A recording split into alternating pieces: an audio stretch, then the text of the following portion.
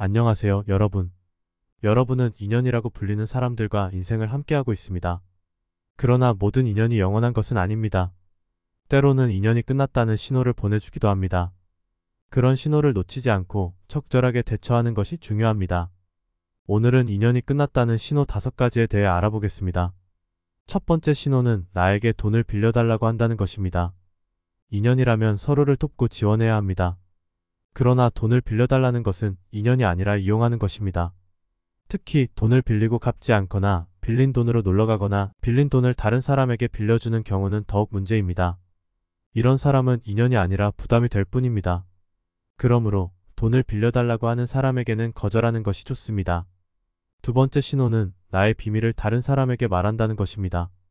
인연이라면 서로의 비밀을 존중하고 지키는 것이 기본입니다. 그러나 나의 비밀을 다른 사람에게 말하는 것은 인연이 아니라 배신하는 것입니다. 특히 나의 비밀을 악의적으로 퍼뜨리거나 나를 비난하거나 나를 손해보게 하는 경우는 더욱 문제입니다. 이런 사람은 인연이 아니라 적이 될 뿐입니다. 그러므로 나의 비밀을 다른 사람에게 말하는 사람에게는 신뢰를 잃고 거리를 두는 것이 좋습니다. 만약 거리를 두기 어렵다면 최소한 나의 비밀을 더 이상 말하지 않고 사과하고 보상하는 것이 좋습니다. 세 번째 신호는 나의 성공을 질투한다는 것입니다. 인연이라면 서로의 성공을 축하하고 기뻐해야 합니다. 그러나 나의 성공을 질투하는 것은 인연이 아니라 경쟁하는 것입니다. 특히 나의 성공을 부정하거나 비하하거나 방해하는 경우는 더욱 문제입니다. 이런 사람은 인연이 아니라 장애물이 될 뿐입니다. 그러므로 나의 성공을 질투하는 사람에게는 자신감을 잃지 않고 무시하는 것이 좋습니다. 만약 무시하기 어렵다면 최소한 나의 성공을 과시하지 않고 겸손하고 칭찬하는 것이 좋습니다. 네 번째 신호는 나의 실패를 조롱한다는 것입니다. 인연이라면 서로의 실패를 위로하고 도와야 합니다. 그러나 나의 실패를 조롱하는 것은 인연이 아니라 비웃는 것입니다. 특히 나의 실패를 공개하거나 비난하거나 놀리는 경우는 더욱 문제입니다. 이런 사람은 인연이 아니라 상처가 될 뿐입니다. 그러므로 나의 실패를 조롱하는 사람에게는 자존감을 잃지 않고 반박하는 것이 좋습니다.